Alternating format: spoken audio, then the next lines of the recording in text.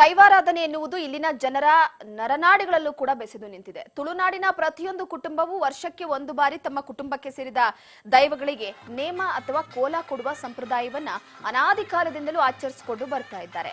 ಆದರೆ ಕೆಲವು ಕುಟುಂಬಗಳ ಹರಕೆಯ ರೂಪದಲ್ಲಿ ದೈವಗಳಿಗೆ ಕೋಲ ಕೊಡುವ ಸಂಪ್ರದಾಯವೂ ಇದ್ದು, ಹೀಗೆ ಹರಕೆ ಕೋಲ ತೀರಿಸುವ ಅವಕಾಶವಿರುವ ಪ್ರಮುಖ ದೇವಸ್ಥಾನಗಳಲ್ಲಿ ದಕ್ಷಿಣ ಕನ್ನಡ ಜಿಲ್ಲೆಯ ಬಂಟ್ವಾಳ ತಾಲೂಕಿನ ವಿಟ್ಲ ಸಮೀಪದ ಕಡಂಬು ಕಲ್ಕುಡ್ಕ ಕಲ್ಲುಟ್ಟಿ ಕ್ಷೇತ್ರವು ಕೂಡ ಒಂದು. ಸದ್ಯ ಅನ್ಯಾಯದ ವಿರುದ್ಧ ಹೋರಾಡಿ ದೈವತ್ವ ಪಡೆದ ತುಳುನಾಡಿನ ಪ್ರಮುಖ ದೈವಗಳಲ್ಲಿ ಕಲ್ಕುಡ್ಕ ಕಲ್ಲಟ್ಟಿ ದೇವಗಳು ಕೂಡ ಒಂದು.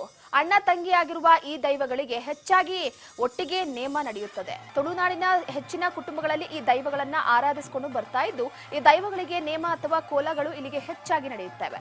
ತಮ್ಮ ಸಂಕಷ್ಟಗಳನ್ನ ದೂರ ಮಾಡಿದ್ರೆ ಕಲ್ಕುಡ್ಕ ಹಾಗೆ ಕಲ್ಲುಟ್ಲಿ ದೇವಾಲಯಗಳಿಗೆ ಕೋಲ ಕೊಡುತ್ತೇವೆ ಎನ್ನುವ ಹರಕೆಯನ್ನ ಸಾಮಾನ್ಯವಾಗಿ ಎಲ್ಲಾ ಕುಟುಂಬಗಳು ಪರಿಸ್ಥಿತಿಗೆ ತಕ್ಕಂತೆ ಹೊತ್ತಿರುತ್ತವೆ.